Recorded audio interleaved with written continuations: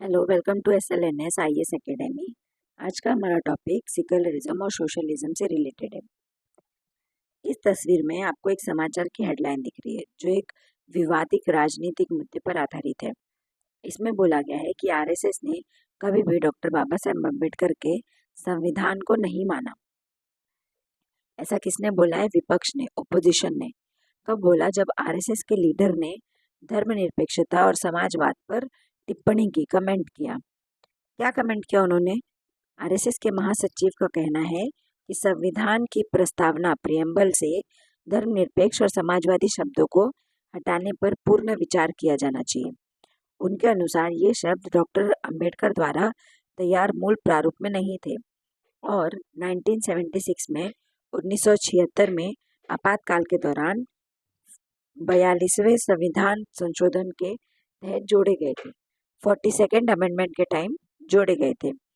उन्होंने ये भी कहा कि संविधान बनाने वाली संविधान सभा ने स्पष्ट रूप से इन शब्दों को जोड़ने से मना किया था क्योंकि ऐसा करना लोकतंत्र को कमजोर कर सकता है। होसबाले ने कांग्रेस से इमरजेंसी आपातकाल की वजह से हुए संशोधन के लिए माफी मांगी। इसमें राहुल गांधी का कहना है कि आरएसएस का असली चेहरा सामने आ गया है और वहीं कम्युनिटी पार्टी CPIM बोल रही है कि आरएसएस का असली इरादा हमेशा से संविधान को कमजोर करना था और ये इनके इस बयान से साफ होता है। आइए हम इससे रिलेटेड कुछ प्रीवियस ईयर क्वेश्चंस देखेंगे, उसके बाद हम मेन टॉपिक पर जाएंगे। तो ये पहले क्वेश्चन में हमें क्या बोला है? हम भारत के लोग, we the people of India, Bharat को एक संपूर्ण प्रभुता संपन्न मतलब sovereign socialist secular democratic republic पंथ निरपक्ष लोकतांत्रिक गणराज्य बनाने के लिए इसमें हमें किन किन चीज़ों की ज़रूरत है? न्याय मतलब जस्टिस, स्वतंत्रता मतलब लिबर्टी, समानता मतलब इक्वलिटी और बंधुत्व मतलब फ्रेटर्निटी।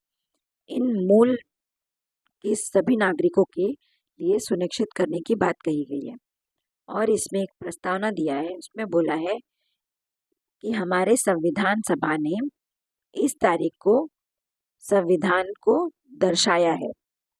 वो तारीख क्या है? तो हमारा आंसर होगा ऑप्शन बी, 26 नवंबर 1949।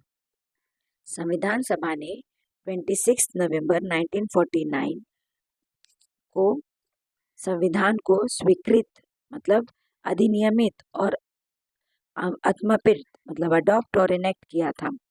लेकिन ये संविधान 26 जनवरी 1950 26 जनवरी 1950 से लागू इन्फोर्स हुआ।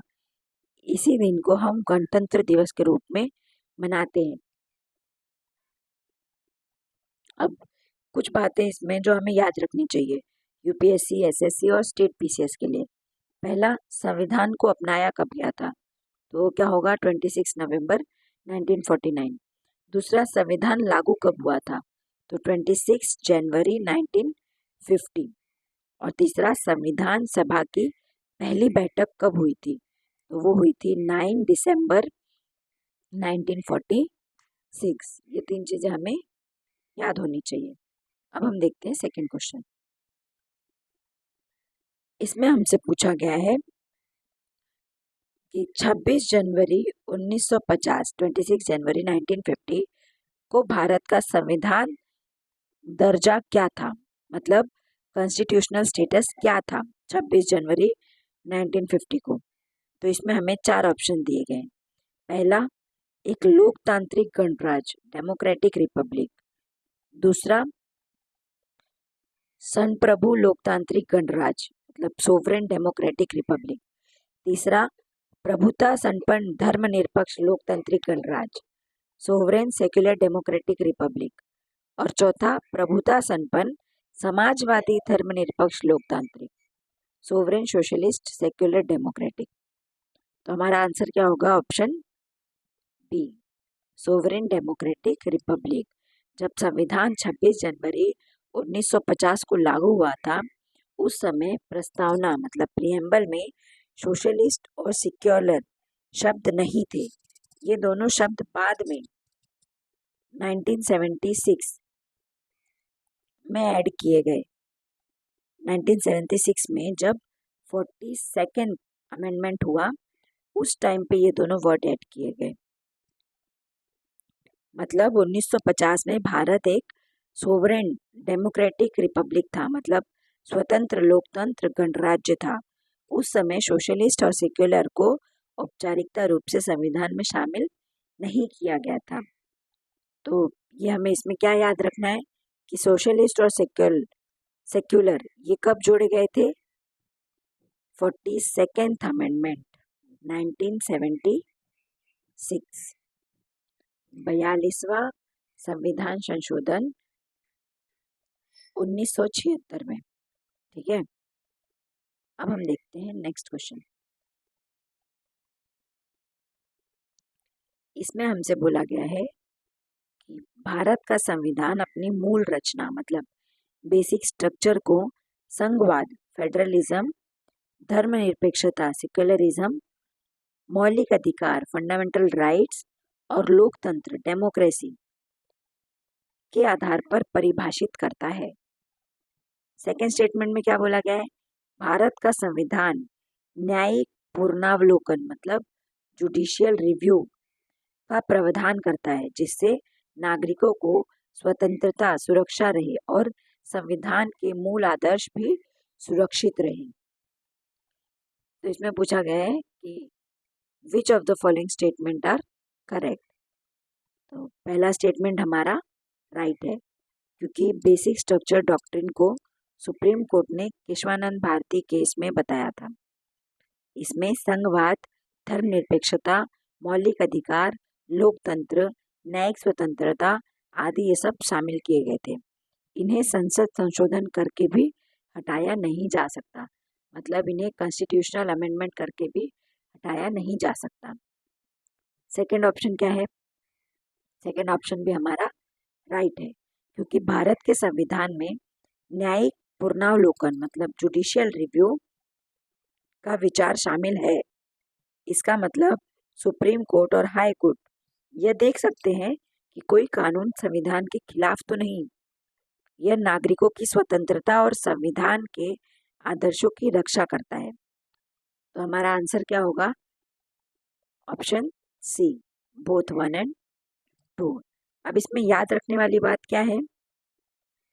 पहला तो बेसिक स्ट्रक्चर मतलब संविधान का वो हिस्सा है जो बदला नहीं जा सकता, नेवर कैन बी चेंज।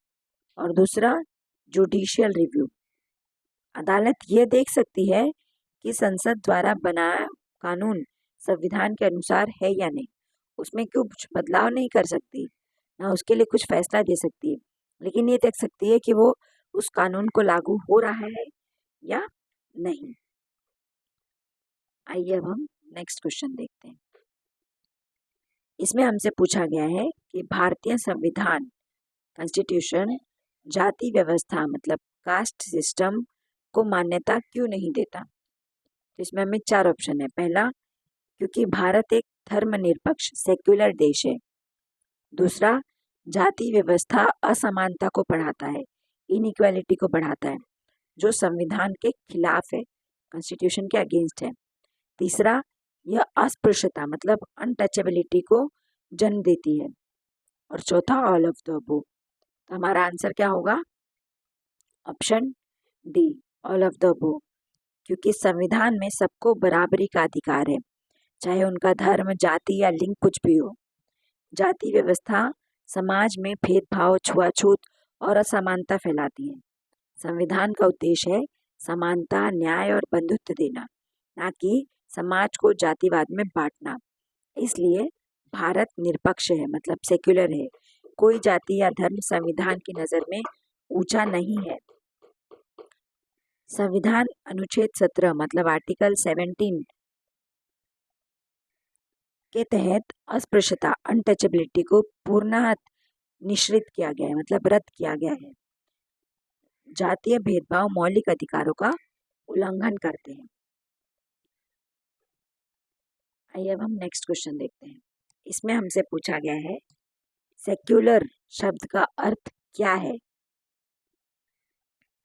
तो 4 ऑप्शन है। पहला, सभी धर्मों से दूर रहना, keeping away from all religion. दूसरा, केवल एक भगवान में विश्वास करना, बिलीव इन वन गॉड। तीसरा, सभी नागरिकों को धर्म और पूजा की स्वतंत्रता देना, फ्रीडम देना। चौथा, अलग अलग धर्मों का पालन करना, प्रैक्टिसिंग डिफरेंट रिलीजन्स। तो हमारा आंसर क्या होगा? Option C. सरकार का किसी एक धर्म का पक्ष नहीं लेना है और सभी धर्मों के लोगों को समान सम्मान और स्वतंत्रता देनी है। भारतीय संविधान में हर नागरिक को धर्म मानने न मानने और पूजा करने या न करने की पूरी आज़ादी है। राज्य किसी एक धर्म को बढ़ावा नहीं देता। अब इसमें स्टेट पीसीएस और यूपीएससी के हिसाब से क्या इंपॉर्टेंट चीज़ें हैं जो हमें याद रखनी है। पहला तो सेक्युलरिज्म मतलब धर्म में स्वतंत्रता प्लस राज्य द्वारा सभी धर्मों के साथ समान व्यवहार। और दूसरा, यह अधिकार अनुच्छेद 25 से 28 में दिया हुआ है, आर्टिकल 25 से 28 में दिया हुआ है। ठीक है, अब हम कुछ बैकग्राउंड देखते हैं। सॉरी, देखिए 42वें संशोधन 1976 मतलब 42nd अमेंडमेंट 1976 में भारत के संविधान की प्रस्तावना प्रियम्बल में 2 नए शब्द जोड़े गए थे। कौन कौन से? सेक्युलर धर्मनिरपेक्ष और सोशलिस्ट समाजवादी। यह बदलाव 1976 में इमरजेंसी के दौरान हुआ था, जब इमरजेंसी लागू हुआ था। दूसरा, 2020 में कई याचिकाएं मतलब कई पेटिशंस दायर हुई। कुछ लोगों ने अदालत में कहा कि सेक्युलर और सोशलिस्ट शब्द को संविधान में पीछे से मतलब रेस्ट्रोस्पेक्टिवली ऐड किया गया है, क्योंकि संविधान 1949 मतलब 1949 में अपनाया गया था और उस समय ये शब्द नहीं थे। तीसरा, नवंबर 26, 1949। तीसरा, इन याचिकाओं में यह भी कहा गया है कि संविधान सभा ने जानबूझकर सेक्युलर शब्द को शामिल नहीं किया था, यानी वो चाहते थे कि धर्मनिरपेक्ष शब्द कॉन्स्टिट्यूशन में ना हो, इसलिए उन्होंने ऐड नहीं किया था। मतलब ये पूरा पैराग्राफ हमें बोलना क्या चाहता है, 1976 में पहली भारत वास्तव में धर्मनिरपेक्ष था, लेकिन संविधान में यह शब्द लिखा नहीं गया था। इमरजेंसी के दौरान संविधान में लिखा गया कि भारत एक धर्मनिरपेक्ष समाजवादी लोकतांत्रिक गणराज्य है। अब कुछ लोग ये सवाल उठा रहे हैं कि क्या यह बदलाव संविधान की मूल भावना के खिलाफ है या उसकी ओर से है।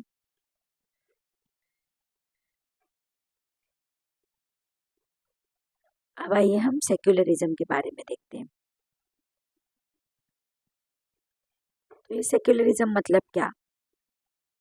सेक्युलरिज्म मतलब धर्म मतलब रिलीजन और सरकार स्टेट के बीच दूरी बनाए रखना, separation between religious institute and state institute.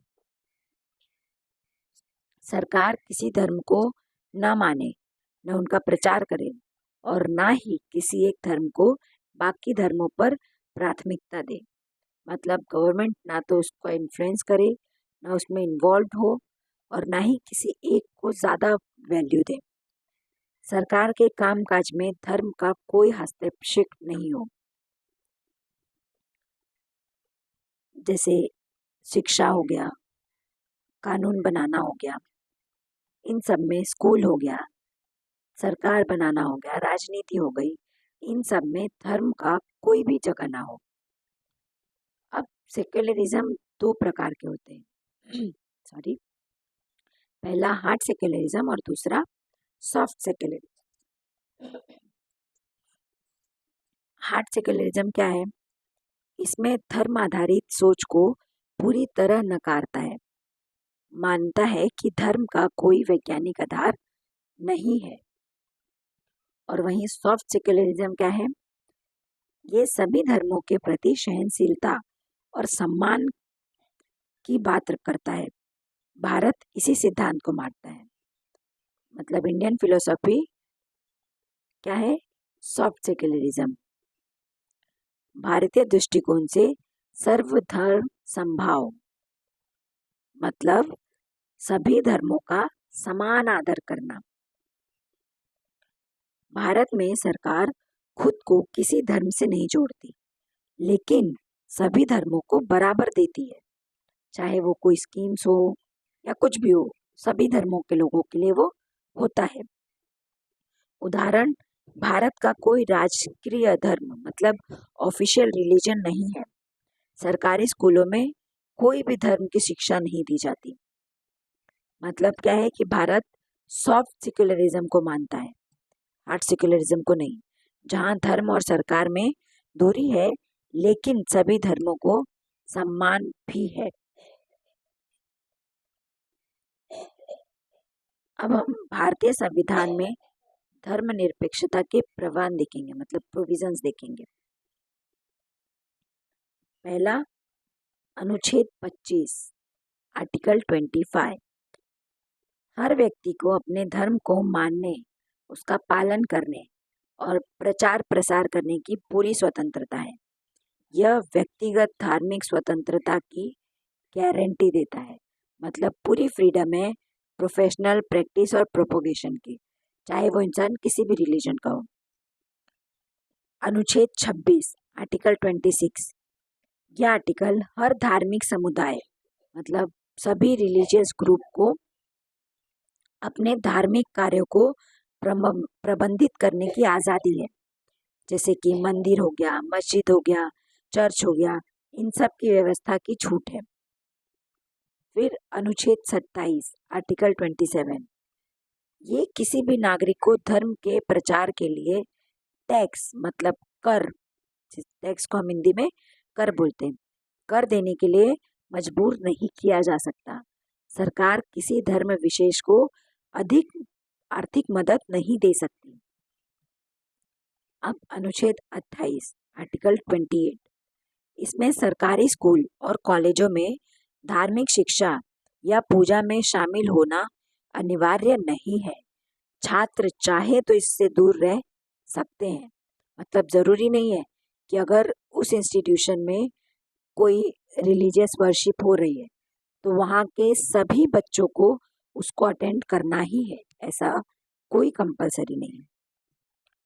फिर अनुच्छेद 15, आर्टिकल 15। ये धर्म, जाति, लिंग, नस्ल या जन्म स्थान के आधार पर कोई भेदभाव नहीं होगा, सबको समान अधिकार मिलेगा। फिर अनुच्छेद 16, मतलब आर्टिकल 16। सरकारी नौकरी में समान अवसर मिलेगा। किसी को धर्म या जाति के कारण नौकरी से वंचित नहीं किया जाएगा। मतलब एम्प्लॉयमेंट देने के लिए religion, race, caste, sex, descent, place of birth, ये सब नहीं देखा जाएगा। फिर अनुच्छेद 29, आर्टिकल 29। अल्पसंख्या समुदाय, मतलब माइनॉरिटीज को अपनी भाषा, लिपि और संस्कृति को बचाने और बढ़ाने का अधिकार पूरी तरह से है, पूरी आज़ादी है। अपना लैंग्वेज, अपना स्क्रिप्ट, अपना कल्चर, इसको प्रोटेक्ट करने का। फिर आता है आर्टिकल 30, अनुच्छेद 30।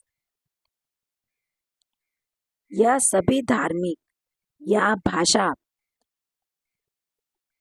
अल्पसंख्यकों को अपने शैक्षणिक संस्थान, मतलब एजुकेशनल इंस्टीट्यूट में स्थापित करने और चलाने का अधिकार है।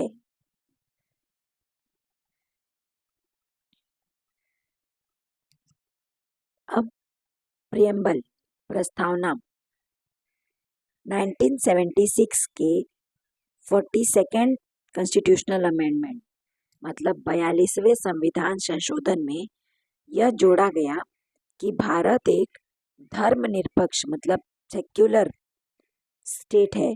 इसका मतलब सरकार सभी धर्मों को समान सम्मान करती है लेकिन किसी की पक्ष नहीं लेती। ये कब हुआ? 42nd amendment act 1976। अब इसमें हमें क्या क्या देखने मिला इस पूरे पैराग्राफ में? पहला तो हर व्यक्ति को धर्म की स्वतंत्रता मिले। सेक्युलरिज्म मतलब हर व्यक्ति को उनके धर्म की स्वतंत्रता मिले, किसी धर्म के आधार पर भेदभाव ना हो और सरकार किसी धर्म विशेष को बढ़ावा न दे। अब हम देखते हैं सोशलिज्म। क्या है ये सोशलिज्म? समाजवाद एक ऐसा राजनीतिक और आर्थिक विचार है, पॉलिटिकल और इकोनॉमिक सिस्टम है, जिसमें यह माना जाता है कि देश के संसाधनों जैसे कि जमीन, प्रॉपर्टी, फैक्ट्री, बिजली, पानी, खाना आदि, इन पर केवल कुछ अमीर लोगों का अधिकार नहीं होना चाहिए, किसी का ओनरशिप नहीं होना चाहिए, बल्कि यह सरकार या पूरे समाज के नियंत्रण में होनी चाहिए ताकि हर नागरिक को बराबरी के मौके मिले और कोई भी गरीब पीछे ना रहे। सॉरी, मतलब इसमें ध्यान देने वाली क्या बात है कि पहला, संपत्ति या उत्पादन के संधानों मतलब प्रोडक्शन के जो मीन्स है, मीन्स ऑफ प्रोडक्शन जैसे फैक्ट्री, उद्योग आदि, सरकार ये समाज मिलकर चलाती और नियंत्रित करे। आय में असमानता को कम करना, अमीर और गरीब के बीच की खाई को घटाना, मतलब ऐसा ना हो कि अमीर अमीर होता जाए और गरीब गरीब होता जाए, दोनों को इक्वल लेवल पर लाना। सामाजिक कल्याण जैसे कि शिक्षा, स्वास्थ्य, रोजगार जैसे सुविधाएं हर वर्ग को मिले। और चौथा, सभी को बराबरी का अवसर देना, कोई भी व्यक्ति धर्म, जाति या आर्थिक स्थिति के कारण पीछे ना रह जाए, सबको इक्वल अपॉर्चुनिटी मिले। भारत और समाजवाद।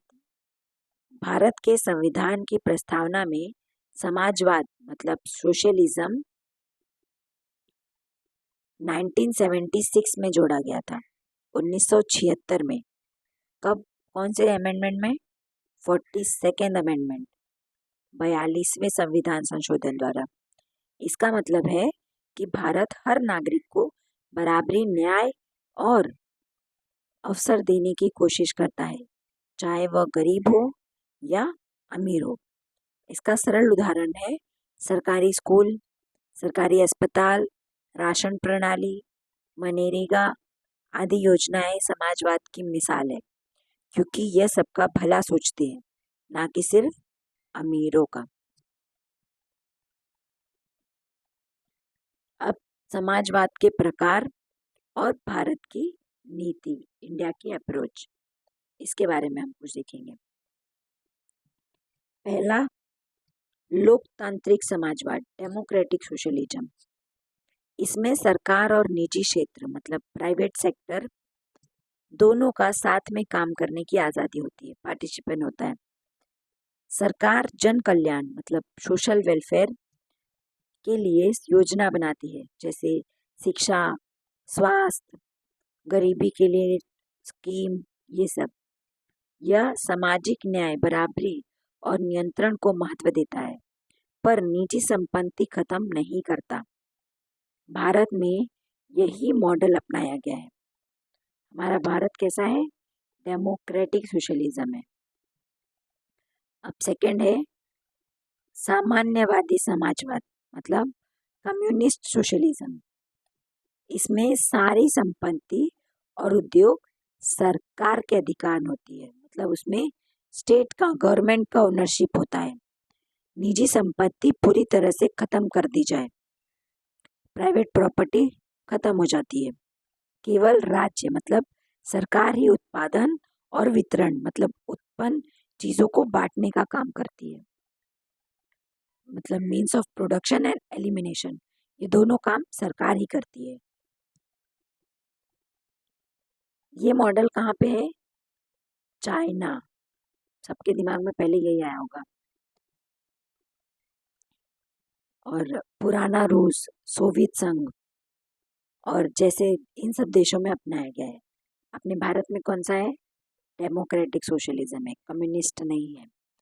भारत में सरकार आर्थिक योजनाएं बनाती है, जैसे पंचवर्षीय योजनाएं, गरीबों के लिए सहायता देती है, जैसे मनरेगा, शिक्षा का अधिकार और खाद्य सुरक्षा।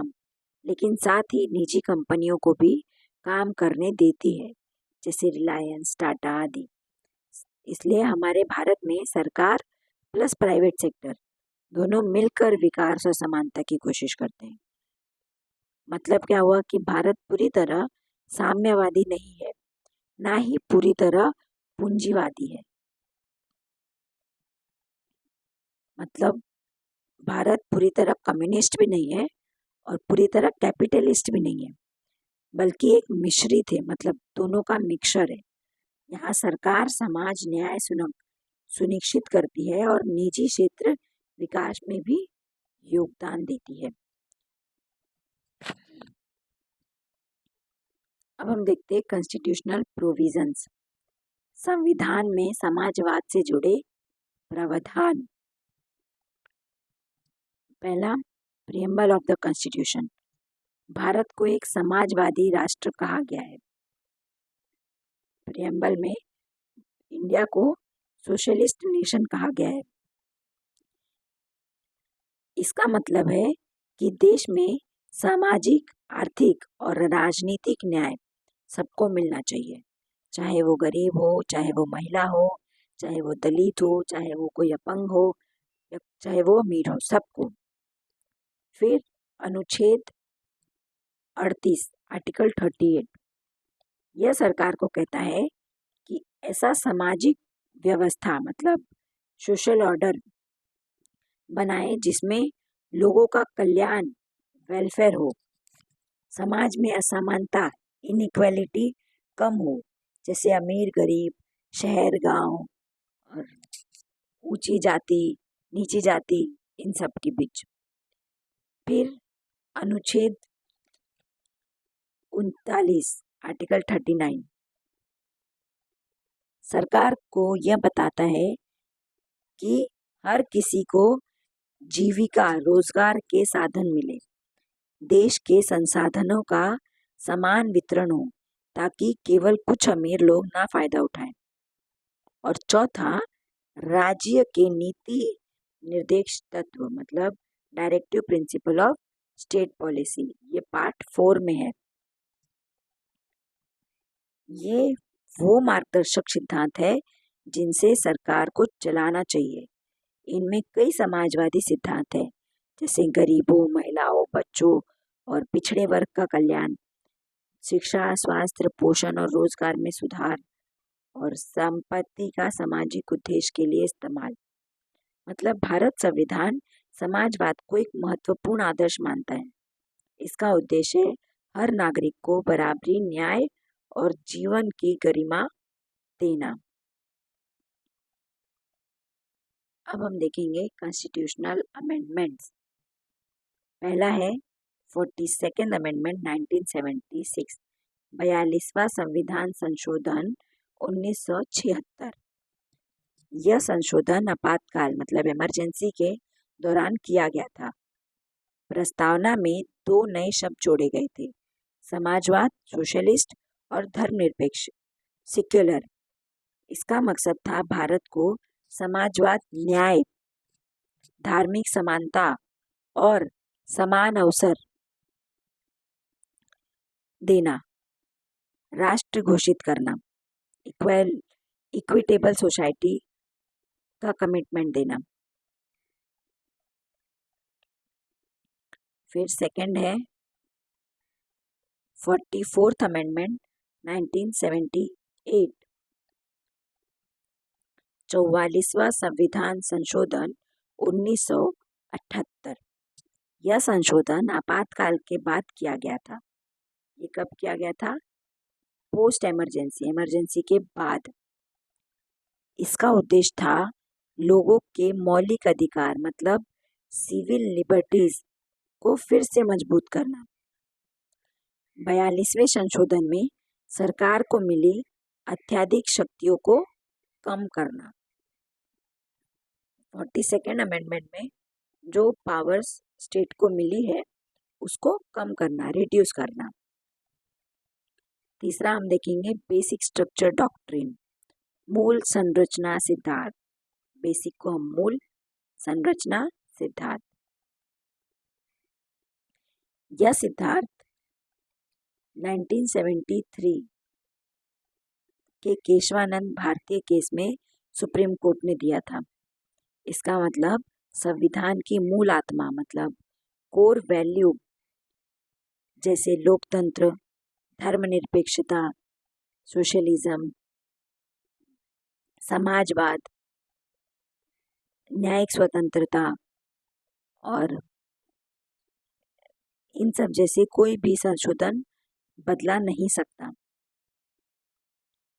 इसमें क्या बोला गया था कि सोशलिज्म से रिलेटेड या समाजवाद से रिलेटेड या सेक्युलरिज्म से रिलेटेड कोई भी जो संशोधन है, जो अमेंडमेंट है, उसको चेंज नहीं किया जा सकता है। ठीक है, मतलब इन तीनों से हमें क्या पता चला कि 42nd अमेंडमेंट 1976 समाजवाद और धर्मनिरपेक्षता को संविधान में जोड़ा गया था।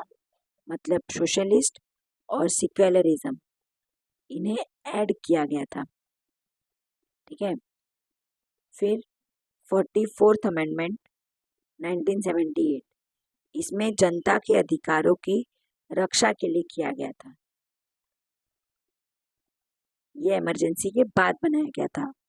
और तीसरा बेसिक स्ट्रक्चर डॉक्ट्रिन, ये समाजवाद जैसे मूल सिद्धांतों को कोई भी सरकार हटा नहीं सकेगी, इसलिए ये बनाया गया था। Thank you.